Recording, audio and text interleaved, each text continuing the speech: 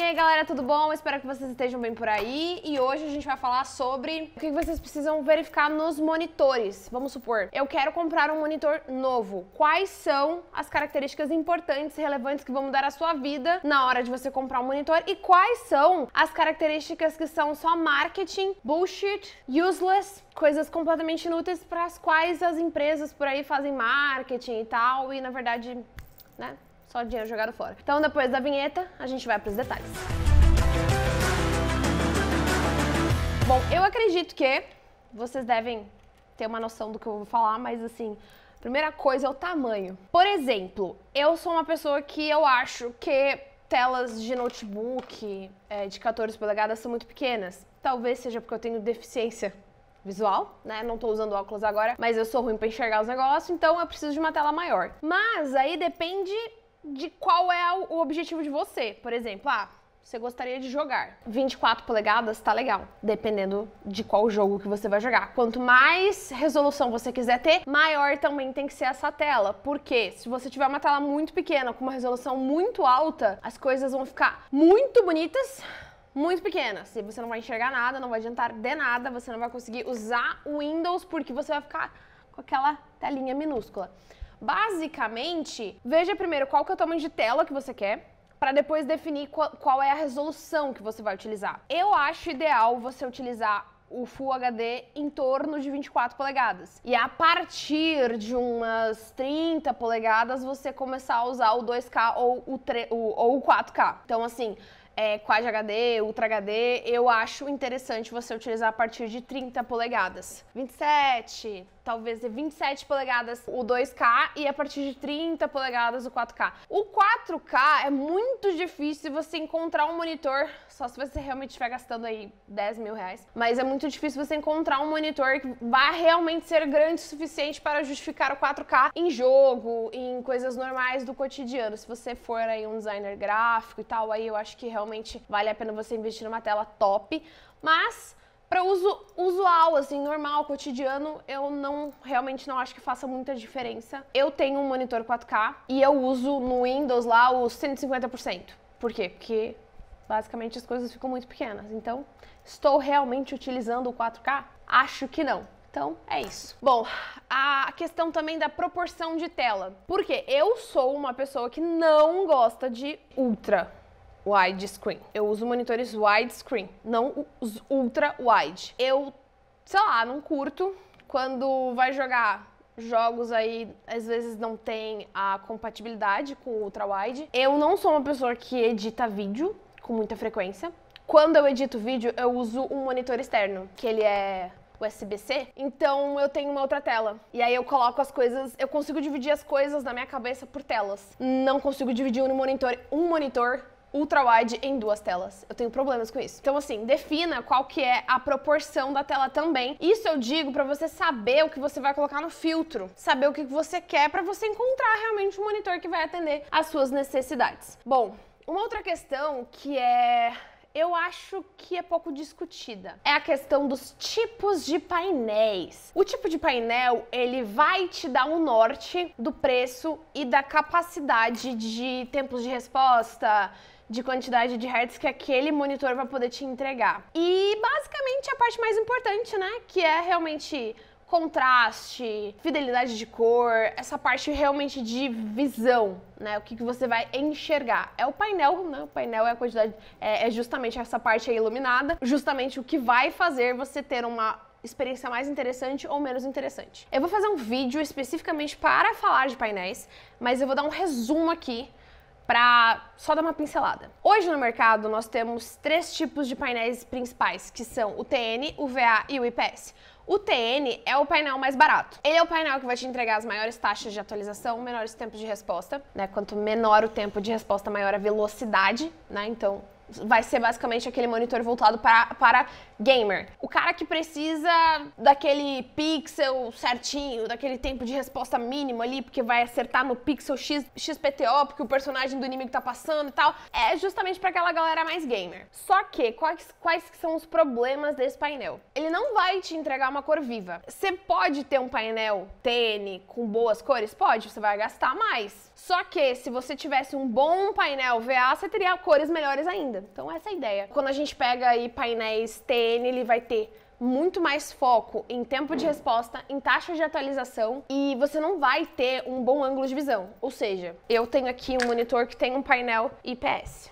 Estou aqui jogando, ou estou aqui fazendo qualquer coisa no meu computador. Se uma pessoa chegar aqui do meu lado, ela vai conseguir enxergar tudo, porque esse painel é IPS. Se outra pessoa chegar aqui do meu lado e quiser ver também, ela vai conseguir enxergar. Num painel TN, você não consegue ter boas cores e uma fidelidade de cor nas laterais. Você vai meio que perdendo essas informações. Só que quando a gente fala de monitor gamer, é muito difícil, né, ter duas pessoas usando. Então, por isso aí também a gente pode colocar aí como sendo um maior foco para gamers. O painel VA é como se ele fosse aí um meio termo. Ele vai ter taxas de atualização máximas, né, e tempos de resposta máximos, assim, os melhores, um pouco mais limitados que o painel TN, mas ele vai ter cores melhores. Ele é o painel que vai ter os melhores contrastes, ou seja, o preto dele vai ser mais deep, mais profundo, vai ser preto. O branco vai ser mais branco. Então vamos lá. O painel VA, ele vai ser um painel, então, que ele não vai ter taxas de atualização tão altas quanto o do TN, não vai ter velocidades, né, tempos de resposta tão bons quanto o TN, mas ele vai ter cores bem melhores. Quando a gente chega no IPS, aí a gente tá falando realmente do tipo de painel mais caro do mercado e que realmente vai ter calibragens específicas para ilustradores, para designers, só que ele tem também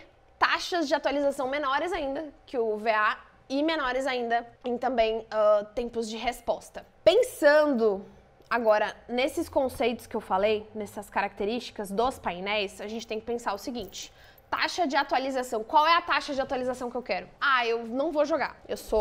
Quero um monitor profissional. Beleza, vá buscar um monitor profissional. 60 Hz tá ótimo para você. Foque muito mais nas outras características do monitor do que na taxa de atualização. O que é a taxa de atualização? Quando o seu computador gera um frame, um quadro, uma imagem, essa imagem ela é enviada para o monitor e ele atualiza e mostra a imagem. Quando você tem 150 frames sendo gerados por segundo, né? FPS, sendo gerados pela sua placa de vídeo e o seu monitor é 60 Hz, significa que a sua placa de vídeo está gerando 150 informações diferentes e o seu monitor está mostrando só 60. Ou seja, a sua placa de vídeo está fazendo esforço extra que não está sendo, literalmente, não está sendo visualizado, não está sendo mostrado pelo seu monitor. Ah, eu quero jogar a 240 Hz, a 240 FPS. Beleza, tenha um monitor de 240 Hz. Então, quando a gente fala de taxa de atualização, a gente está falando de Hz, e quando a gente fala dos quadros gerados pela placa de vídeo, aí são os frames. Então, são duas coisas que podem estar ou não sincronizados. A gente vai falar um pouquinho sobre isso daqui a pouco. Tempo de resposta. O que é o tempo de resposta? Qual é a vantagem de ter um tempo de resposta maior ou menor? Bom, o tempo de resposta ele está ligado e não ao mesmo tempo com a taxa de atualização. A taxa de atualização é quantas vezes o seu monitor atualiza. E o tempo de resposta, ele vai influenciar da seguinte forma na sua imagem. Quanto menor for o tempo de resposta, é como se fosse a velocidade que o pixel troca de cor. Então, quando você tem um tempo de resposta mais baixo, ou seja, mais rápido, você não vai ter o blur, o ghosting, como se fosse assim. Se você tiver um tempo de resposta muito alto, sei lá, 5 milissegundos, para uma taxa de atualização muito alta, de, sei lá, 240 Hz, seu monitor ele não consegue, o pixel não troca de cor rápido o suficiente. Então, basicamente, você vai ter, na próxima imagem, resquícios da imagem anterior. Então, você fica com aquela imagem meio borrada, porque você não tem uma imagem, você tem várias imagens ao mesmo tempo sobrepostas. Porque o pixel não está claro e definido na cor que ele deveria estar. Então, caso você queira jogar jogos competitivos, não é interessante você pegar um painel IPS, porque os painéis IPS, eles podem até ter taxas de atualização altas, de 120 Hz, por exemplo, mas o tempo de resposta dele vai ser baixo. Então, você vai ter a imagem ali, mas ao mesmo tempo vai ter resquícios das anteriores. Então, se o tempo de resposta não for 1 milissegundo, para jogos competitivos não é interessante. Hoje em dia já tem, inclusive, monitores no mercado com taxas de 0,5 milissegundos. Então, fica ligado nessa parte. É interessante ter uma quantidade alta de hertz, mas Se não falar no anúncio, se não falar nas especificações qual é o tempo de resposta, é porque ele é alto. Se falar, é porque ele é bom, porque ele é baixo, porque tá ali o valor. Então existem muitos monitores que, por exemplo, tem 60 Hz, beleza? E não fala o tempo de resposta, porque o tempo de resposta, na verdade, é tipo 20 milissegundos, entendeu? Não é indicado para jogos, tá? Então, quando for realmente um monitor para jogo, vai ter essa informação do tempo de resposta. Tem uma questão que é super interessante para gamers, que é as tecnologias disponíveis para sincronização de quadros e hertz, ou seja, sincronizar a placa de vídeo com o monitor. O que é isso? Basicamente, quando você compra um monitor que não tem essa tecnologia, ele vai ter uma taxa de atualização fixa. Se o monitor é de 60 Hz, ele vai literalmente atualizar 60 vezes no segundo e acabou. Se ele tem 144 Hz, ele vai atualizar 144 vezes naquele segundo e acabou. É isso. Se você utiliza o FreeSync ou o G-Sync, que são essas tecnologias de sincronização, você vai ter uma taxa de atualização variável. E o que isso muda na sua vida? Acontece que se você tem exatamente uma sincronia perfeita da sua placa de vídeo com o seu monitor, a placa de vídeo vai enviar uma nova informação e seu monitor vai mostrar imediatamente essa informação. Se você não tiver essa tecnologia, a placa de vídeo vai enviar a informação e pode ser que o seu monitor, na verdade, esteja no meio da mostragem de um frame. E no meio dessa mostragem do frame, a placa de vídeo enviou uma nova informação e aí o monitor começa a mostrar uma próxima imagem. O que dá na prática? Aquelas imagens cortadas. O personagem decapitado. Você tem ali uma qualidade interessante por ter talvez uma quantidade maior de frames. E como o seu monitor e a sua placa de vídeo não estão sincronizados, você ainda tem esses artefatos na sua tela. Então você ter essa sincronia faz com que, principalmente quando a gente fala de novo de jogos competitivos, que a imagem precisa estar cada vez em tempo mais real possível, com o menor lagging possível, é interessante. Caso você seja um jogador competitivo, principalmente em FPS, é muito importante essa questão do pixel exato ali e tal. Então, é interessante você ter essa tecnologia. Agora, essas tecnologias de sincronização de quadro, elas necessitam que o monitor tenha essa tecnologia. Só que tem mais um detalhe. Você precisa saber qual que é o fabricante da sua placa de vídeo para saber qual tecnologia comprar. Existem 3 principais fabricantes de placa de vídeo no mercado hoje e essa tecnologia vai funcionar para as placas de vídeo da AMD e para as placas de vídeo da NVIDIA. A tecnologia de sincronização de quadro para a placa AMD, ela se chama FreeSync e a tecnologia das GeForce, das placas de vídeo da NVIDIA, se chama G-Sync. Então, verifique essa informação na hora de você comprar o seu monitor.